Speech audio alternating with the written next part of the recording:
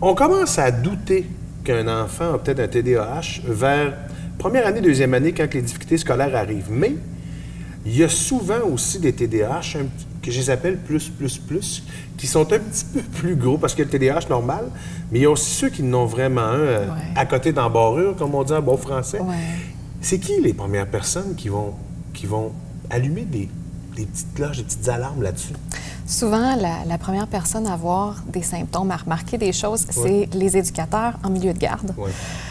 Parce qu'ils voient l'enfant agir avec d'autres enfants, ils comparent et souvent c'est un milieu qui est plus structuré qu'à la maison. Il y a des règles à respecter, il y a des consignes à suivre et aussi les éducatrices sont bien placées pour voir l'enfant agir en relation sociale avec les autres enfants. C'est souvent pas la même chose qu'avec des adultes. Mais cela dit, n'importe qui peut remarquer des signes. Ça peut être les grands-parents, ça peut être le moniteur de natation, n'importe qui.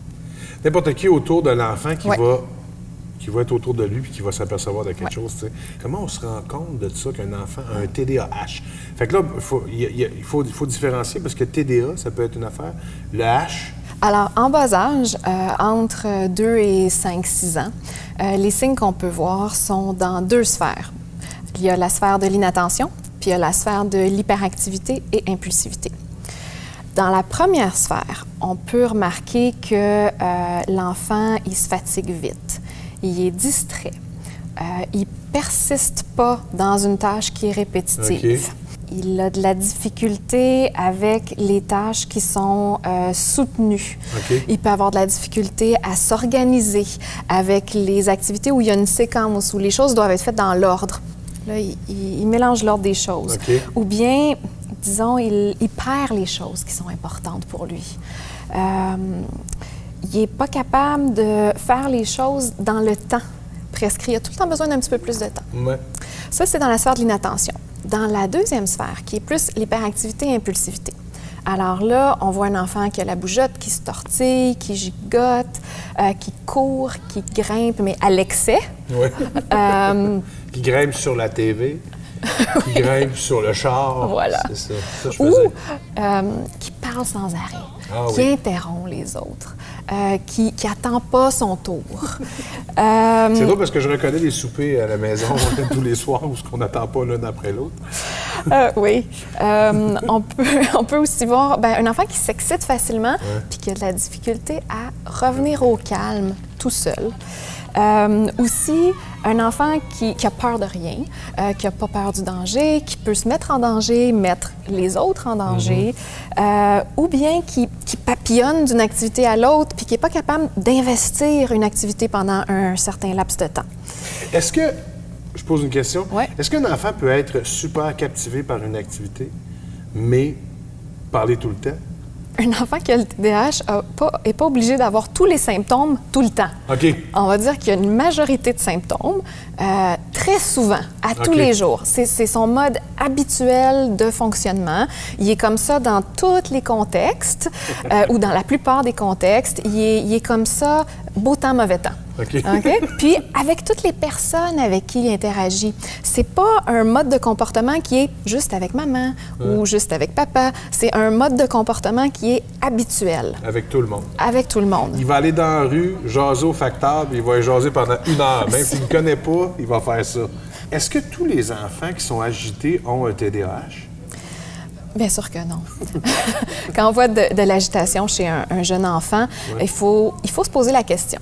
Je vais faire une analogie. OK. Si tu éternues, peut-être que tu as la grippe, mais peut-être que tu as des allergies, peut-être qu'il y a juste de la poussière dans la pièce. OK? Alors, un enfant qui est agité, est-ce que vraiment il a le TDAH ou, par exemple, il vit une séparation parentale difficile, là, il est anxieux, il est impulsif, il n'est plus capable de se contrôler, il n'écoute plus à l'école?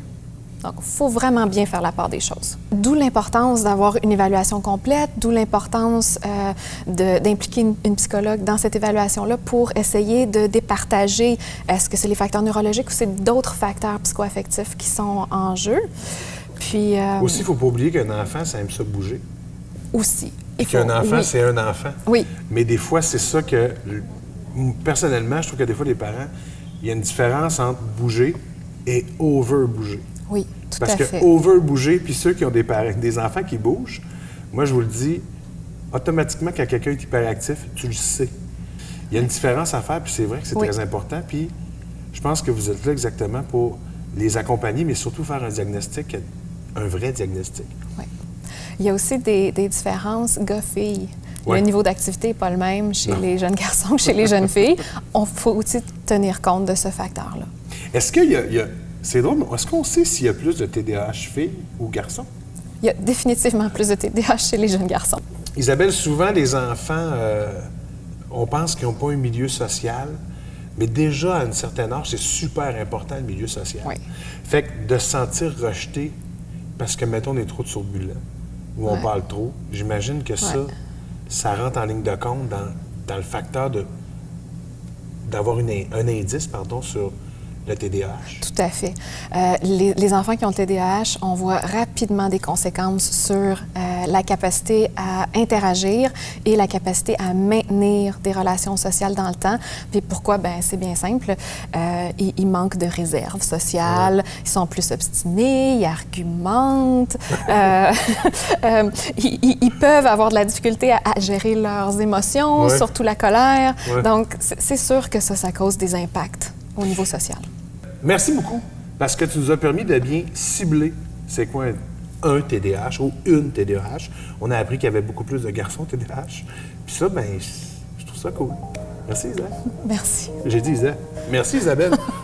Merci, Philippe.